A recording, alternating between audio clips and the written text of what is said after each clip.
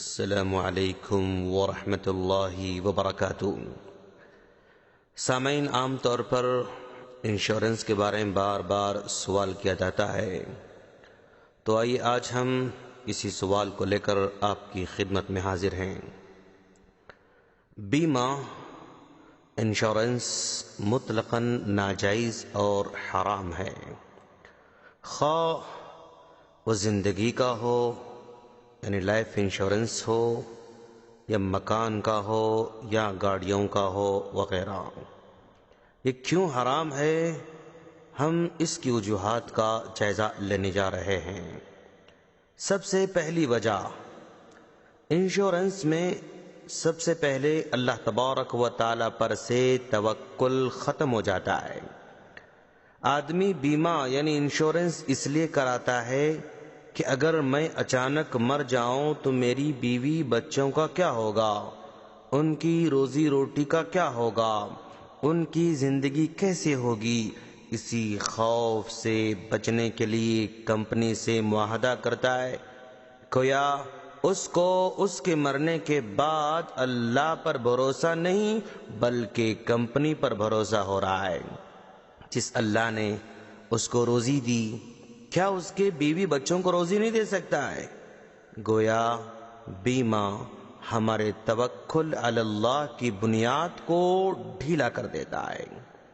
دوسری وجہ، بیمہ پالیسی میں جب آدمی مر جاتا ہے تو سارا مال اس کے نامزد کردہ آدمی یا عورت کو ہی ملتا ہے، جس کی وجہ سے وراثت کا شرعی نظام ختم ہو کر رہ جاتا ہے، جبکہ ہر شرعی وارث ترکے کا مستحق ہوتا ہے۔ جو چیز قرآن اور سنت کے نظام کو درہم برہم کرنے والی ہو وہ جائز نہیں ہے۔ تیسری وجہ، بیمہ پالیسی میں تیسری خرابی یہ ہوتی ہے کہ اس میں جہالت ہوتی ہے، یعنی بات صاف صاف نہیں ہوتی ہے۔ جیسے انشورنس کروانے والے کو حاصل ہونے والی سہولیات کی مقدار کا علم نہیں ہوتا ہے، وہ اس پالیسی سے کتنا فائدہ اٹھائے گا متعین نہیں ہوتا ہے۔ انشورنس کمپنی اور انشورنس کروانے والا آدمی دونوں کو یہ معلوم نہیں ہوتا کہ ان کا معاہدہ کتنی دیر چلے گا، کتنے مہینے چلے گا، کتنے سال چلے گا، اور اسے کتنی رقم دینا ہوگا یا کتنی رقم لینا ہوگا۔ لہذا کبھی ایسے بھی ہو جاتا ہے کہ بیمہ کروانے والے شخص نے ابھی ایک ہی قسط ادا کی ہوتی ہے کہ حادثہ رونما ہو جاتا ہے، چنانچہ انشورنس کمپنی کو مکمل طے شدہ رقم ادا کرنی پڑتی ہے۔ اور یہ بھی ہو سکتا ہے کہ کوئی حادثہ رونما ہی نہ ہو اور سب کے سب اقساط ادا ہو جائیں، لیکن بیمہ کروانے والے شخص کو کچھ بھی نہ ملے، تو گویا بیمہ کمپنی اور کسٹمر کے درمیان جو بھی اگریمنٹ ہوتا ہے صرف احتمال کی بنیاد پر ہوتا ہے۔ کوئی بھی چیز یقینی نہیں ہوتی ہے، فائدہ ہوگا نہیں ہوگا اس پر کوئی یقین نہیں، اور ایسی غیر یقینی چیزوں کا معاہدہ اسلام میں جائز نہیں ہے، اور ایسے تمام تجارتی معاہدے شرعی طور پر ناجائز ہیں۔ اس کی دلیل صحیح مسلم کی روایت ہے، حضرت ابو ہریرہ رضی اللہ تعالیٰ عنہ کہتے ہیں کہ اللہ کے رسول صلی اللہ علیہ وسلم نے فرمایا، بیع الغرر سے آپ نے منع فرمایا۔ بیع غرر کا مطلب جس میں قیمت نامعلوم ہو یا چیز نامعلوم ہو، دونوں میں سے کسی ایک کے بھی نامعلوم ہونے سے دھوکے کے امکانات بڑھ جاتے ہیں، اس لیے شریعت نے دھوکے والی چیزوں کو ناجائز قرار دیا ہے۔ چوتھی وجہ، بیمہ پالیسی میں دراصل جوے اور سود کی بھی شکل ہے۔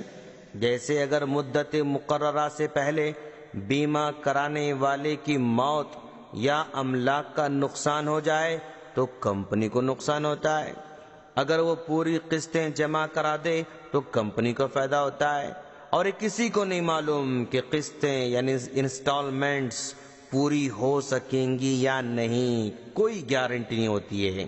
اس غیر یقینی کیفیت کی وجہ سے اس کا شمار جوے میں ہوتا ہے۔ اس میں کسٹمر کو فائدہ ہوگا یا کمپنی کو فائدہ ہوگا، اس میں کوئی بھی یقین کے ساتھ نہیں کہا جا سکتا ہے۔ اور جوئے کا مطلب یہ ہے کہ انسان خدشات کی بنیاد پر اپنا سرمایہ لگائے، یا تو اسے لگائے گئے سرمایہ سے زیادہ ملے گا یا ڈوب جائے گا، اسی کو جوا کہا جاتا ہے۔ کبھی یوں بھی ہوتا ہے کہ انشورنس کروانے والا شخص 20,000 جمع کروانے کے بعد صرف 1,000 وصول کرتا ہے، اور کبھی 1,000 دے کر 1,000 ہی لیتا ہے، اور بسا اوقات نقصان نہ ہونے کی وجہ سے وہ کچھ بھی وصول نہیں کر پاتا ہے۔ تو سارا معاملہ غیر یقینی ہے، اس وجہ سے یہ جوئے میں شمار ہوتا ہے۔ اور سود اس لیے ہے کہ بیمہ کرانے والا اگر پوری قسطیں جمع کروائے تو اس کو اس رقم کے ساتھ سود دیا جاتا ہے، اگر سود نہ بھی لے تو سود والے معاملے پر یہ دستخط کرتا ہے، یعنی آدمی بیمہ کمپنی کو اپنا مال سودی طور پر چلانے کے لیے ادا کر رہا ہے۔ بیمہ کمپنی اگرچہ اس رقم سے تجارت بھی کرتی ہو، لیکن اس کے منافع میں سے ایک معین اور طے شدہ حصہ بیمہ کرانے والے کے کھاتے میں جمع کرتی رہتی ہے، اور یہ تو سود ہے، کیونکہ اصل رقم کے علاوہ معین اور طے شدہ منافع کے ادا کرنے کا نام ہی سود ہے۔ کمی بیشی کے ساتھ نفع اور نقصان دونوں میں شریک رہنا چاہیے، لیکن یہاں ایسے نہیں ہوتا ہے، بلکہ بیمہ کمپنیاں عام طور پر اصل رقم سے زائد جو کچھ بھی دیتی ہیں اس کی شرح اور مقدار پہلے ہی سے متعین کر دیتی ہیں۔ اگر کوئی کمپنی اس کو معین نہ بھی کرتی ہو بلکہ زائد رقم کو سالانہ منافع اور نقصان کا لحاظ کر کے فیصد پر رکھتی ہو، تب بھی یہ طریقہ بیمہ کے جائز ہونے کی وجہ نہیں بن سکتا، کیونکہ اس کاروبار میں نقصان کا سوال ہی نہیں آنے دیا جاتا ہے۔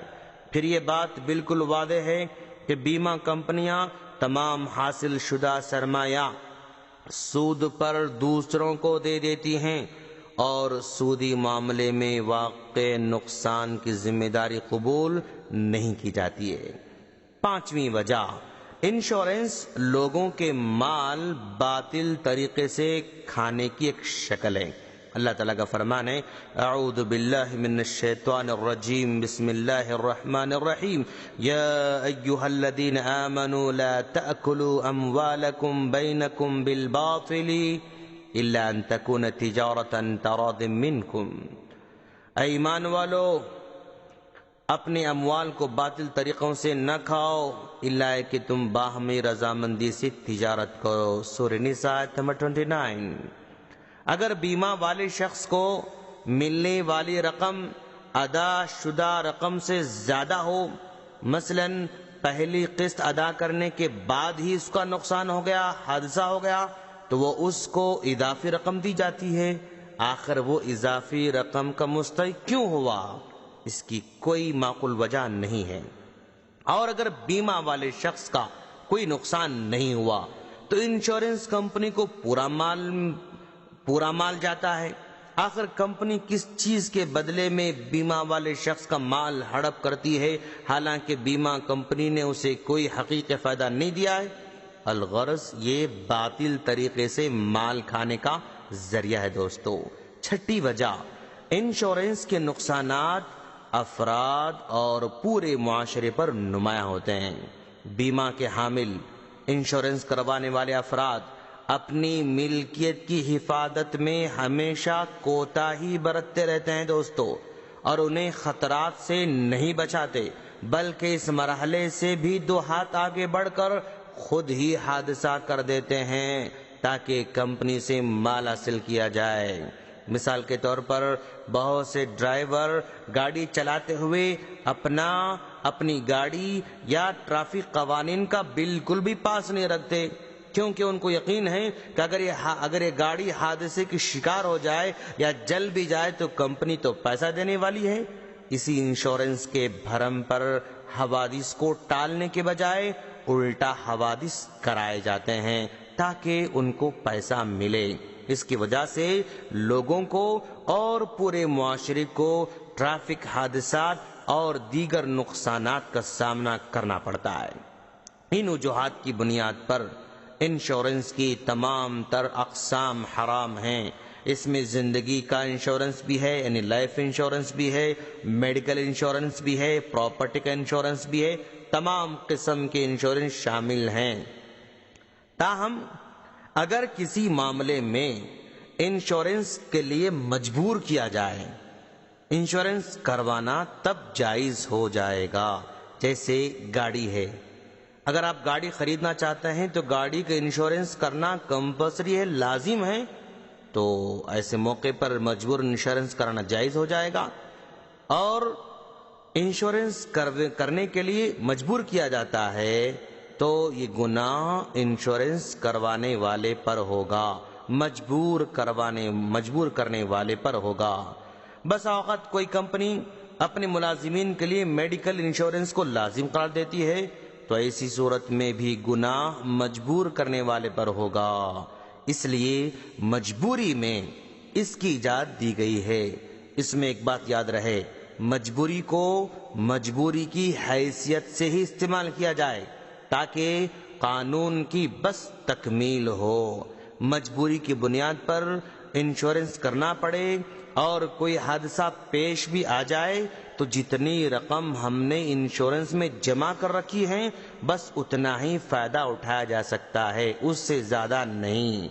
انشورنس میں دیگر مال یا سہولتوں سے فائدہ اٹھانے کے متعلق اگرچہ کہ علماء کرام میں اختلاف پایا جاتا ہے، لیکن احتیاط اسی میں ہے کہ فائدہ نہ اٹھایا جائے، جتنی رقم ہم نے جمع کر رکھی ہے بس اتنا ہی فائدہ اٹھا جائے۔ ہم اللہ سے دعا کرتے ہیں کہ باری تعالیٰ تو ہم تمام کو دین کو سمجھ کر اس پر عمل کی توفیق عطا فرما، آمین۔ السلام علیکم ورحمۃ اللہ وبرکاتہ۔